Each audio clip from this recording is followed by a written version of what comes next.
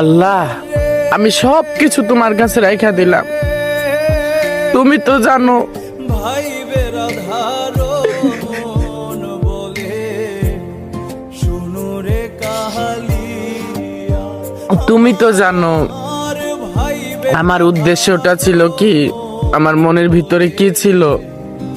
আমার মনের ভিতরে তো কোনো খারাপ কোনো উদ্দেশ্য ছিল না। তা আমার এখানে এরকম সব দিক দিয়ে নৈরাশ করলা। আমি হাজার পাপিষ্ট হয়ে আমি তো তোমার বান্দা ছিলাম। তুমি তো চাইলে পারতা আমার একটু সুখ দিতে। আমি তো আর কিছুই চাই নাই। তুমি ধীরে ধীরে ধীরে ধীরে ধীরে ধীরে আমার কাছ থেকে সব কিছু কেড়ে নিলা, সবকিছু দিয়েও কেড়ে নিলা। না পাওয়ার আফসোসই অন্যরকম, পেয়ে হারানোর বেদনাই হচ্ছে অন্যরকম। সেটা তুমি ভালো জানো।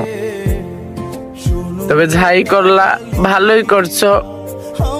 জীবন যতদিন চলে চলুক, তবে কখনো কিছু মানুষকে কখনো আমি ক্ষমা করব না। শুনো রে কাহালিয়া। তাদের ক্ষমা করলে নিভা ছিল আমার নিজের সাথে নিজের অবিচার হবে।